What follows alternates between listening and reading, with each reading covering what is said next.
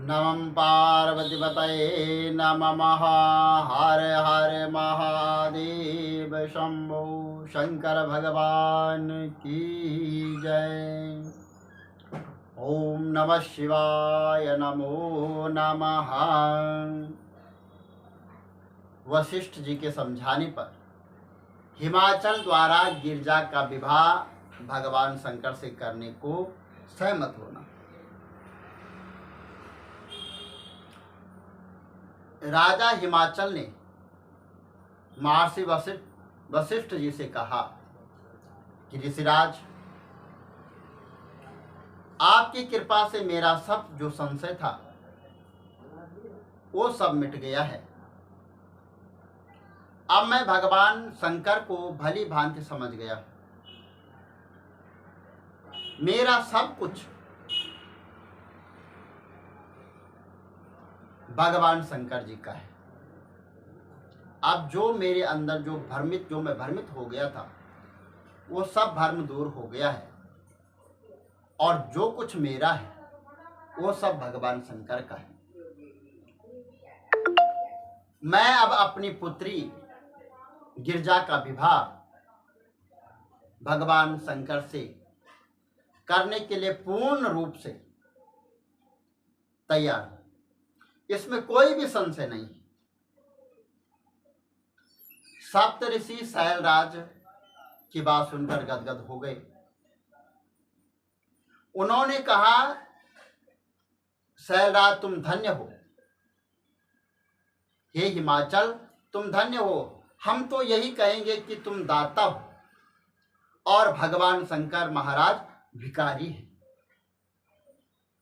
यदि तुम दाता हो तो उनको गिरजा की भीख अवश्य दो। इतना कहकर जो है महर्षि वशिष्ठ जी ने गिरजा के सिर पर हाथ घुमाया, हाथ फेरा और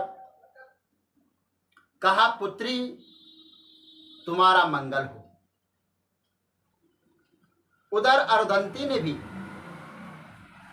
हल्दी रौली आदि जो भी मजल पूजन की सामग्री होती है वहां मर्जन आदि करवाकर वहां पर करवाकर जो है 4 दिन बाद लगन भी वहां पर जो है रख दिए और पत्रिका लेकर जो है भगवान शंकर के पास कैलाश पहुंच गए। ब्रह्मा जी बोले कि हे नारद, सप्त ऋषियां ने कैलाश पर्वत पर जाकर जो है जब भगवान शंकर महाराज शुभ वृत्तांत ये सुनाया, जब भगवान शंकर को यह शुभ वृत्तांत बताया, तब उन्होंने अति प्रसन्न होकर कहा कि हे ऋषिगणों, तुम लोगों ने यह अति उत्तम कार्य किया है। तुम वेदों के ज्ञानता, धर्मात्मा और लोक हित चाहने वाले हो। तुम लोग अब शिष्यों सहित हमारी बारात में अवश्य चलना। या कहकर जो है भगवान शंकर ने सप्त ऋषियों को वहां से विदा कर दिया और इसके पश्चात जो है भगवान शंकर ने जो है तुम्हारा स्मरण किया। तुम अपनी वीणा बजाते हुए वहां पर जो है भगवान शंकर ने जो है नारद का स्मरण किया और नारद जी अपनी वीणा बजाते हुए हरि गुण गाते हुए नारायण नारायण नारायण हरि नारायण नारायण नारायण करते हुए जो है उनके पास पहुंचे और हाथ जोड़कर भगवान शंकर की स्तुति करने लगे। प्रभु मेरे लिए क्या आज्ञा है। उस समय भगवान शंकर सदाशिव जो है अपनी जो है प्रथा के अनुसार कहा कि हे नारद, पार्वती ने हमारी प्राप्ति के लिए उग्र तप जो किया था, इसलिए मैंने उसको अपने साथ विवाह करने का वरदान प्रदान किया है। अब तुम्हें चाहे कि समस्त देवताओं को हमारी बारात में सम्मिलित होने के लिए, हमारी बारात में सम्मिलित होने के लिए जो है निमंत्रण दिया हो। जो भी देवता हमारी बारात में सम्मिलित नहीं होगा वह हमें कभी प्रिय नहीं होगा। ये भगवान शंकर ने नारद जी को कहा कि आप जाइए और सभी देवताओं को हमारी तरफ से हमारी बारात में सम्मिलित होने के लिए जो है आमंत्रित करिए, उनको कहिए, और जो हमारी बारात में सम्मिलित नहीं होगा वो हमें कभी प्रिय नहीं होगा। अब उधर की बात सुनो। जब राजा हिमाचल सप्त ऋषियों द्वारा लगन पत्रिका जो है भगवान शंकर जी को भिजवा चुके, तो फिर उन्होंने अपने दूर दूर के रहने वाले भाई बंधुओं को आमंत्रित किया। इसके पश्चात वह वस्त्र, आभूषण, विविध प्रकार के रत्न आदि वस्तुओं के संग्रह करने में लग गए, विवाह की तैयारी करने लगे। राजा हिमाचल जो है वस्त्र, आभूषण, रत्न आभूषण और मिठाइयाँ इत्यादि जो है इन सबको इकट्ठा करने लगे, और तरह तरह की मिठाई और अनेक प्रकार के पकवान जो है बनाने के लिए जो 50 हलवाई वहाँ पर जुट गए। राजधानी के घर में जो है घर घर में मंगल गीत गाने लग गए, और हिमाचल ने अपने निजी सगे संबंधियों को वहाँ पर आमंत्रित कर दिया। वह सबके सब परिवार समेत हिमाचल के घर पहुँचे। हिमाचल ने अपने मंदिर को रत्न इत्यादि से उत्तम रीति से वहाँ पर सजा दिया। राजा हिमाचल का निमंत्रण पाकर जो है सभी पर्वत अलंकृत होकर उनके यहाँ पहुँच गए, और महाराज हिमाचल ने हर्ष विभोर होकर उनका सत्कार किया तथा सुंदर विशाल महलों में उनके ठहरने का प्रबंध किया। स्त्री और पुरुष हर तरह से आनंद मनाने लगे। उस समय स्त्रियों ने मंगल गीत गाते हुए पार्वती जी को स्नान कराया और उनके अनेकों प्रकार के वस्त्र, आभूषण आदि से उन्हें पहनाए। समस्त देवताओं का पूजन करने के पश्चात सारी प्रथा पूर्ण करवाई गई, और जब सारी प्रथा जो है पूर्ण करवाई गई तो महाराज हिमाचल के सेवक राजधानी के गली मोहल्लों में अति उत्तम रीति रिवाज से वो सब सजने लगे। विश्वकर्मा को बुलाकर उसे विवाह के लिए एक अति सुंदर मंडप वहाँ पर जो है रचने को कहा गया कि विश्वकर्मा जी आप आइए और सुंदर मंडप की तैयारी आप कीजिए। पर्वतराज की आज्ञा पाने के साथ ही एक अति सुंदर मंडप वहाँ पर बनाया गया, जो 10,000 योजन लंबा चौड़ा क्षण भर में वहाँ पर तैयार किया गया, और अनेक प्रकार की जो है मतलब द्वारपाल मूर्तियाँ और प्रबंधों से सब प्रधान नंदी आदि सब बड़ी मूर्तियाँ वहाँ पर बनाई गई। विश्वकर्मा ने गंधर्व, लोकपाल, देवताओं आदि वहाँ पर सभी प्रकार के जो है वहाँ पे जो बनाए, सूर्य, चंद्रमा, ज्वालामुखी, देवता, ऋषि आदि सब अपने परिवार सहित कैलाश पर्वत पर वहाँ पर पहुँच गई। और जब सब लोग वहाँ पर जमा हो गए तो अप्सराएं वहाँ पर नाच करने लग गई, और भगवान शंकर जो है वहाँ पर जो है तैयार हो गए अपने रीति रिवाज के साथ, और लोकाचार की रीतियाँ करने के पश्चात भगवान शंकर की आज्ञा से सब देवता बारात में जो है सजने और चढ़ने की तैयारी करने लग गए। वहाँ पर नारियां मंगल गीत गाने लग गई, और भगवान शंकर जो भगवान विष्णु ने उत्तम रीति से बारात सजाई, देव पत्नियां ने मोतियों से चौक सजाए हैं और चौक वहाँ पर पूजे गए हैं। उमा से शोभा का वर्णन नहीं वहाँ पर किया जा सकता। भगवान स्वरूप शंकर का स्वरूप उस समय परम सुंदर था। हाथी घोड़े झुंड सजाए गए। शुभ मुहूर्त में हम लोग जो है मदन ब्रह्मा जी वहाँ पर कह रहे हैं कि हम लोग जो है शुभ मुहूर्त में भगवान शंकर जो है कि बारात को वहाँ से लेकर चल दिए। चलने के समय विघ्न निवारण दोष देवताओं का पूजन किया गया कि कोई वहाँ पर दोष न हो, कोई अपशकुन न हो, और लोकाचार भी वहाँ पर जो वैदिक विधि के अनुसार सब करवाए गए। भगवान शंकर आदि डमरू बजा दिया, अनेक प्रकार के बाजे बजने लग गए। बड़ा सज धज कर हिमाचल के नगर को वहाँ पर जो प्रस्थान कर दिया गया। बारात के आगे शिवगण, शंकरण, करोड़ों गण साथ लेकर चलाकंक से अपने 10 करोड़ गण लिए, और विष्णु ने 10 करोड़ गणों को साथ लिया। विकृत ने 8 करोड़ गण, विशक ने 4 करोड़ गणों को साथ लेकर जो है प्रजापति के साथ 9 करोड़ गण जो है वहाँ पर जो है पहुँच गए। कुमद आदि, नीलभद्र, चतुर्दक, कर्णक, अहिरक, वज्रक, संतमम, काष्ठकुष्टा आदि इत्यादि जो है वहाँ पर आ गए, और सब सदा भगवान शंकर की बहन बनकर जो है सोने का कलश हिमाचल की नगरी की ओर रवाना हुई। चंडी भगवान सदाशिव की बहन बनकर जो है सर पर सोने का कलश लेकर आगे आगे चल रहे थे। अनेकों प्रकार के वहां पर बाजे बज रहे थे और पुराणों सिद्ध प्रजापति सब साथ चल रहे थे। सब देवता आदर पूर्वक वहां से आइए और आज जाकर कहा कि हे देवताओं, महाराज हिमाचल ने एक ऐसा मंडप बनवाया है कि मैं तो उसको देखकर अपनी जो है शुद्ध बुद्ध भूल गया। और वहां पर हिमाचल ने अपनी पुत्री का विवाह करने से इनकार कर दिया। भगवान शंकर की बात सुनकर तुमने नारद जी इस प्रकार जो है वहां पर जो है विवाह का जो है वो कच्चा पक्का जो हो रहा था। हिमाचल ने मेरे साथ ऐसे अनेक प्रकार की वहाँ पे बातें होने लगी। कई प्रकार के जो है बराती आपस में बातें करने लगे कि ऐसा हुआ वैसा हुआ वैसा हुआ, और सब जो है कोई ढोल नगाड़ी बजा रहा है। और भगवान शंकर की बारात जो है हिमाचल की सीमा में पहुंच चुकी है। बारात हिमाचल की सीमा के पास पहुंची तो महाराज हिमाचल जो है पर्वतों को साथ लेकर बारात का स्वागत आगवानी करने के लिए आगे आए। वह भगवान शंकर की बारात देखकर चकित रह गए। उन्होंने तथा उनके बंधुओं ने, सब देवताओं ने नतमस्तक होकर प्रणाम किया। चारों तरफ बड़ा आनंद छाया हुआ था। महाराज हिमाचल ने समस्त देवताओं के ठहरने के लिए प्रबंध किया और अपने घर को वापस लौट आए।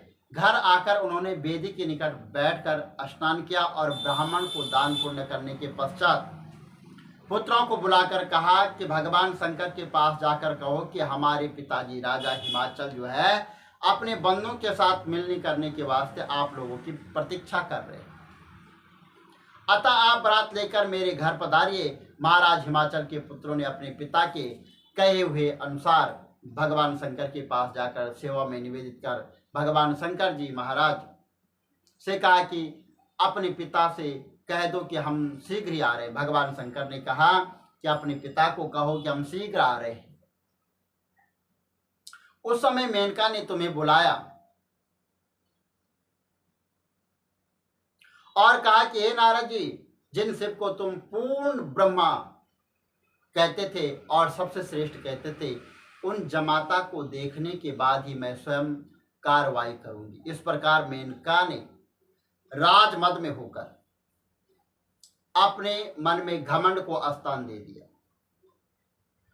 मेनका ने अपने राजमद यानी अपने राजा की रानी के होने के साथ अपने अहंकार को वहां पर अपने मन में स्थान दे दिया और भगवान शंकर की परीक्षा लेने की इच्छा जो है प्रकट हो गई।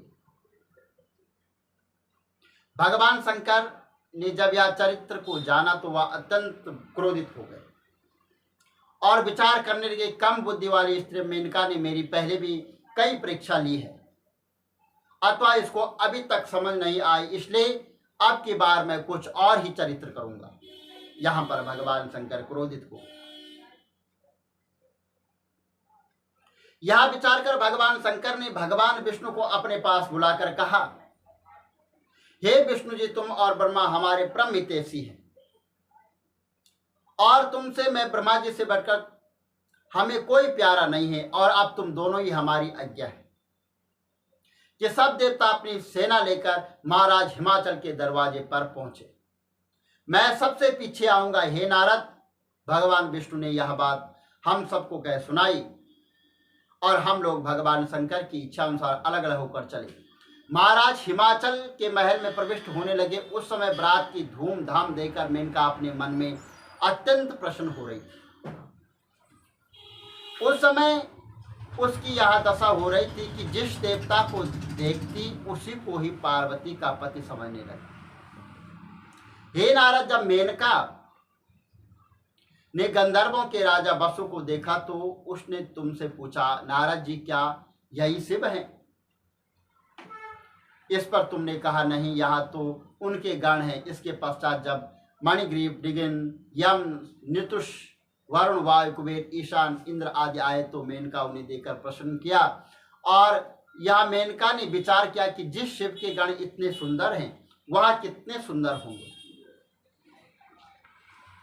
उस समय जो है मेनका ने भगवान शंकर जी और पार्वती जी की प्रशंसा करते हुए तुमसे कहा, पूछा, हे नारद, भगवान शंकर कब आएंगे।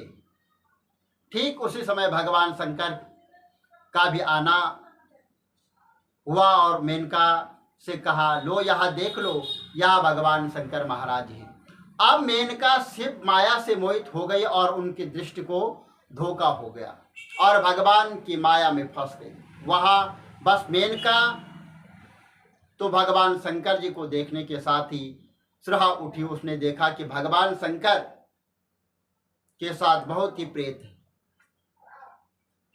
और उनके बीच में 5 मुख वाले त्रिनेत्र राज 10 भुजा वाले, अंगों में भस्म रवाए मुंडमाला पहने हुए, बागंबर ओढ़े हुए, वृक्ष धनुष बाण उठाए, त्रिशूल कंधे पर रखे हुए और बड़े कुरूप और बूढ़े बैल पर चढ़े हुए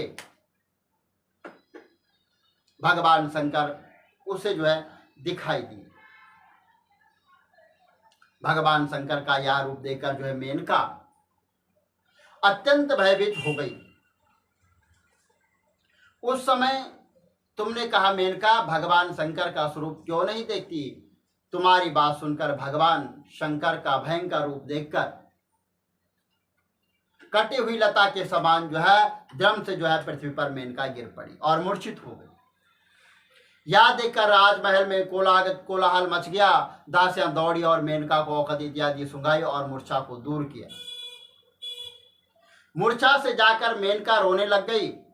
उस समय मेनका ने तुमको धिक्कारते हुए कहा, नारद तुम बड़े झूठे मूर्ख नास्तिक बुद्धिहीन और पापों की खान हो।